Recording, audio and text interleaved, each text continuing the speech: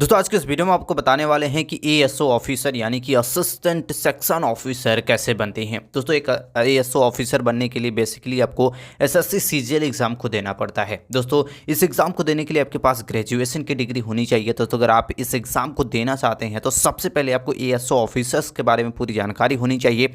तो आज के इस वीडियो में आपको एएसओ ऑफिसर कैसे बनते हैं, इसके लिए क्वालिफिकेशंस क्या होनी चाहिए, इनका काम क्या होता है, इसके साथ साथ एग्जाम का सिलेबस, एग्जाम पैटर्न वगैरह सारी जानकारी इस वीडियो में देने वाले हैं। लास्ट में आपको ये भी बताएंगे कि एक एएसओ ऑफिसर की मंथली सैलरी कितनी होती है। तो वीडियो को अंत तक जरूर देखिए। आइए वीडियो को स्टार्ट करते हैं और आपको बताते हैं कि एएसओ ऑफिसर कैसे बनते हैं। दोस्तों एएसओ ऑफिसर कैसे बनते हैं उसके बारे में जानने से पहले सबसे पहले आपको ये बता देते हैं कि एएसओ यानी कि असिस्टेंट सेक्शन ऑफिसर का काम और इनकी जिम्मेदारियां क्या क्या होती हैं। दोस्तों अगर आप एक एएसओ ऑफिसर बनते हैं तो आप भारतीय कूटनीति के बारे में बहुत कुछ आपको सीखने को मिलता है, क्योंकि आप जो आईएसएफ ऑफिसर होते हैं यानी कि जो इंडियन फॉरेन सर्विस ऑफिसर होते हैं उनके अंडर में आपको काम करना होता है, उनकी हेल्प करना होता है। तो आपको जो भारत की कूटनीतिक है यानी कि जो इकोनॉमिक से रिलेटेड सारी चीज़ें हैं, फाइनेंस से रिलेटेड चीज़ें हैं, विदेश मंत्रालय से रिलेटेड चीज़ें हैं, वो आपको सीखने को यहाँ पे मिलती है।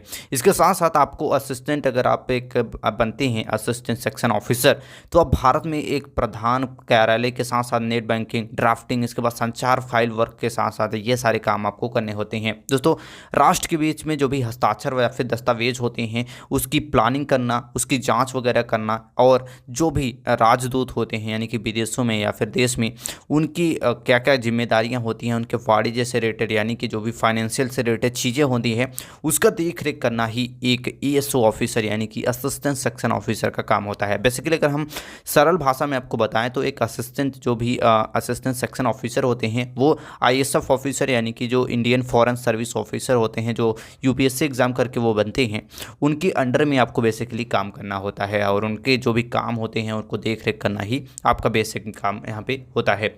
इसके साथ साथ बात करते हैं कि आप कहाँ पे जॉब करना होता है और क्या क्या क्वालिफिकेशंस आपको यहाँ पे मिलती है। दोस्तों क्वालिफिकेशंस की बात करें तो आप ग्रेजुएशन अगर आपने पूरा कर लिया है, बीए, बीएससी, बीकॉम, बीटेक, कोई भी ग्रेजुएशन लेवल का कोर्स कर लिया है तो आप इसके एग्ज़ाम को दे सकते हैं। बेसिकली इस एग्ज़ाम को देने के लिए एसएससी सीजीएल एग्जाम आपको देना पड़ता है।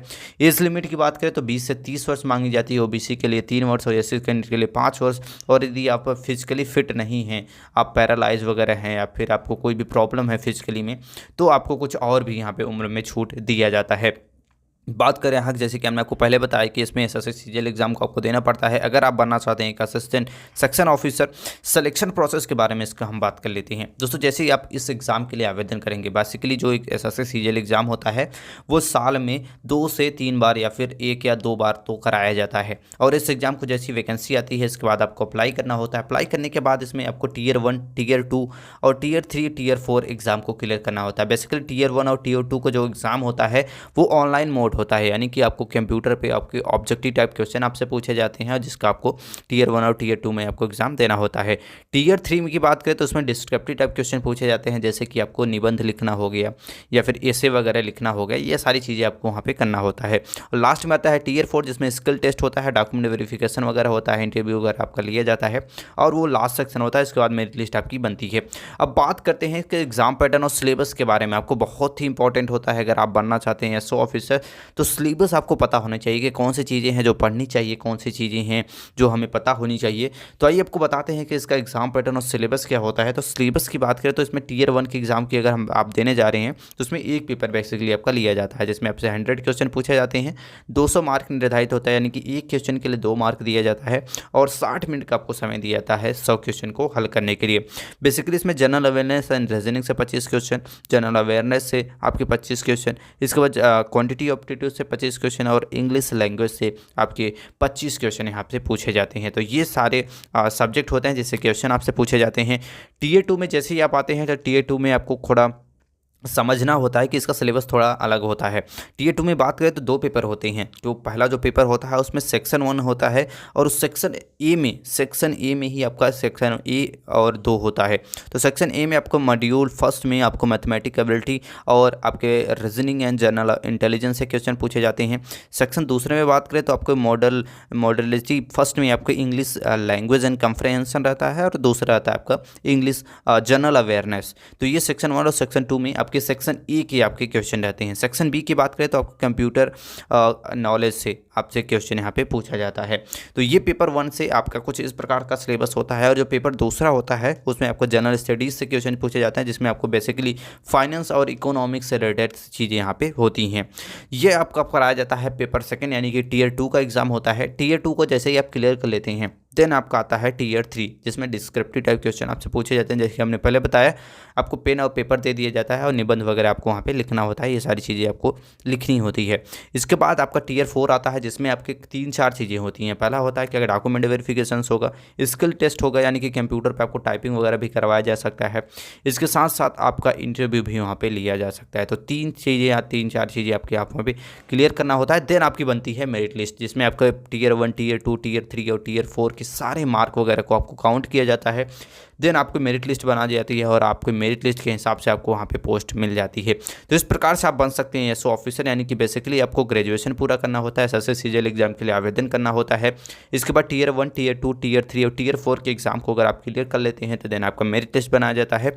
और देन आपको ASO officer, assistant section officer के लिए ट्रेनिंग पर भेज दिया जाता है। ट्रेनिंग को पूरा करके आप बन जाते हैं एक असिस्टेंट सेक्शन ऑफिसर, यानी कि एएसओ ऑफिसर आप बन जाते हैं। अब बात करते हैं जो मोस्ट इंपॉर्टेंट है कि एक असिस्टेंट सेक्शन ऑफिसर बनने के बाद आपको सैलरी क्या मिलती है। दोस्तों बात करें इनकी जो बेसिक सैलरी होती है वो 44,900 रुपये से लेके 1,42,400 रुपये इनकी हायर सैलरी होती है, यानी कि स्टार्टिंग 44,900 रुपये और आगे चल के 1,42,400 रुपये बेसिक सैलरी है। ग्रेड पे आपको 4600, इसके साथ साथ बेसिक पे आपको हमने पहले बताया कि 44,900 स्टार्टिंग में मिलता है। इसके बाद मकान किराया भत्ता आपको भी दिया जाता है 10,746। इसके बाद महंगाई भत्ता जो होता है 7,633। यात्रा करने के लिए आपको, यानी ट्रिप वगैरह करने के लिए 3,600 रुपये मिलते हैं। यानी कि अगर अप्रॉक्सीमेटली आपकी स्टार्टिंग सैलरी लगभग 66,909 रुपये, यानी कि लगभग 70,000 रुपये के आसपास आपकी स्टार्टिंग सैलरी मिलती है। बेसिक सैलरी और सारी चीज़ें ग्रेड पे वगैरह को आपको मिला के, भत्ते वगैरह को मिला के लगभग 70,000 रुपये के आसपास आपकी स्टार्टिंग सैलरी रहती है। और आगे चल के आपकी सैलरी जैसे जैसे आपका एक्सपीरियंस बढ़ता रहता है, कार का एक्सपीरियंस होता रहता है, प्रमोशन वगैरह होता रहता है, आपकी सैलरी यहाँ पे बढ़ती रहती है। आई होप आप समझ गए होंगे कि एक असिस्टेंट सेक्शन ऑफिसर यानी कि एसओ ऑफिसर कैसे बनते हैं, कौन सा एग्जाम देना पड़ता है, सिलेबस वगैरह क्या होता है, इनका काम क्या होता है, सैलरी क्या मिलती है, सारी जानकारी इस वीडियो में दे दी है। दोस्तों वीडियो से रिलेटेड कोई भी क्वेश्चन अगर आपके मन में हो तो कमेंट करके जरूर पूछ सकते हैं। ऐसे ही जानकारी के लिए चैनल को लाइक और सब्सक्राइब जरूर कर ले। मिलते हैं नेक्स्ट वीडियो में, तब तक के लिए जय हिंद।